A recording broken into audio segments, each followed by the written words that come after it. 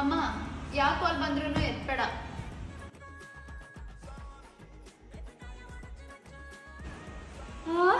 ಪ್ರವೀಣ, ಅವನ ಹೆಸರು ಪ್ರವೀಣ್ ಇರಬೇಕು. ನನ್ನ ಪೆದ್ದೆ ಮಾಡೋಕ್ಕೆ ಪ್ರವೀಣ ಅಂತ ಇಟ್ಕೊಂಡಿದ್ದಾಳೆ. ಇರಿ ಇರಿ. ಹಲೋ, ಹೇಳೆ. ಕಟ್ ಮಾಡಿಬಿಟ್ಟ. ಗೊತ್ತಾಯ್ತು ನಾನೇ ಅಂತ. ಐತೆ ಅವಳಿಗೆ ಬರಲಿ.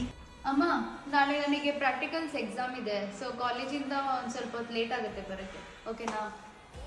ಲೇ, ನಂಗೆ ಗೊತ್ತು ಅವನ ಜೊತೆ ಸುತ್ತಾಡತ್ತಾನೆ ನೀನು ಲೇಟಾಗಿ ಬರ್ತೀನಿ ಅಂತ ಹೇಳ್ತಾ ಇರೋದು. ನಾಳೆ ಕಾಲೇಜ್ಗೆ ಬರ್ತೀನಿ ಇರು.